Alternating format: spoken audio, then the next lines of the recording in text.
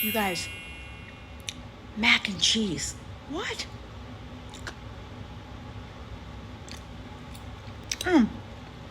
Cabbage. No sugar, no flour mac and cheese. Come on. Let's make it. This is a dish well worth making. All of the instructions and details will be in the description below. We are going to be making our cheese sauce by combining 2 ounces of cottage cheese. That's half of a protein serving.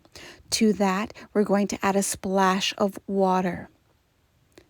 Now, taking 1 ounce of sharp cheddar cheese from your fat serving, you're going to add this as well. So to recap, 2 ounces of cottage cheese, a splash of water, and 1 ounce of sharp cheddar cheese. Next, it's time to melt and soften the cheese mixture. This is what we're doing next, creating the cheese sauce. So using the melt and soften feature on my microwave, I'm going through 2 cycles of this to gradually melt and soften the cheese mixture. On the 3rd cycle, I'm going to go 1 minute at a regular setting to go ahead and really make this cheese sauce come to life. As you can see right here, we have cheese sauce. And it works so great. Let's go ahead and make the mac and cheese. Taking the rest of my protein in the way of 3 ounces of garbanzo bean pasta, I'm going to add to this the Kinder's Buttery Steakhouse seasoning. I can't even say it, but it's so good. We're going to mix that all together with our cheese sauce, and there you have your mac and cheese. Mix it all together to combine it really well. Now, I have taken some time to really think about how to do mac and cheese the way I would like it, and this by far is my favorite.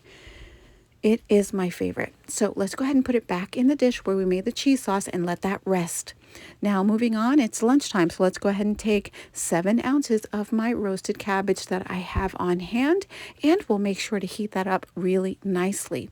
I'm also going to go ahead and put a little bit of seasoning on this, even though there's seasoning on it already. I'm using a sprinkle of everything but the bagel seasoning. Then I will heat that up. Now, remember, the mac and cheese is resting, but I'll probably heat that up for a few seconds as well. Last but not least, we're taking 6 ounces of frozen mango, and we're going to heat that up as well to create an entire lunch. This has everything that I need for my lunch, and it is perfect. This mac and cheese is the best by far, well worth it. If you like this video, please give it a thumbs up and like it. Also, consider subscribing and hitting the bell button so you receive notifications every time I post a video. Oh, and I would be so honored if you made this recipe. If you do make this recipe or are inspired by this recipe, please make sure to tag me.